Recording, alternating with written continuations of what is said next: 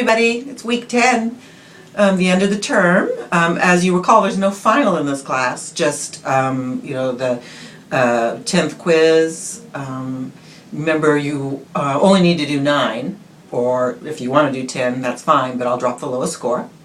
And with the critical analyses, it's the same, not 9, but you have to do 7 of those. So if you do more than that, that's fine too, and then I can drop the lowest ones. So it's totally up to you. All right.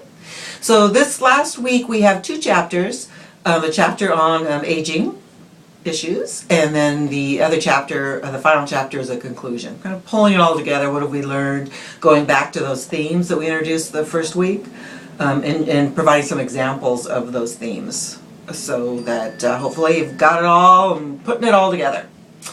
The chapter on aging was challenging for me to write in a lot of ways, especially there's a section in there on Alzheimer's disease and cognitive impairment. And I have a close aunt, well, she's passed away now, but she had early onset Alzheimer's. She came down with it when she was in her really about mid-50s, and slowly losing pieces of information about herself or how to do things. And at first her family just thought she was forgetful, but over time it became clear that this is something more serious. And she lived for quite a while. I mean, she lived with it for maybe 12 years, but most of those 12 years, she had lost the ability to recognize anyone, including her spouse. So it's hard, but a lot of the things that we've been talking about in here, that's one of the things I like about this class, is the things we talk about in here relate to our lives, right? Relate to our lives as public health professionals, and relate to our lives just, people walking the earth and trying to make it day to day.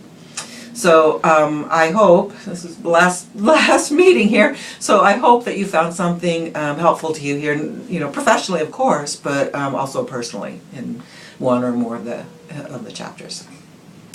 So with that, this is goodbye. Have a good week. Let me know if you need things in the future. I haven't had the chance to meet most of you. A few of you have come by and I've had the opportunity to meet you in person, but for the rest of you, I'm still here if you need letters of recommendation, for a job, for scholarships, something like that. Don't hesitate to call on me, even though chances are we haven't met in person, but we have met online, and I write really good letters of recommendation because I solicit information from you. I always ask students to write me a paragraph about themselves, so that way I can say, oh, Betty, you need to hire Betty because she knows these languages and she's had this volunteer experience and we've talked about such and such, and I don't have to tell them.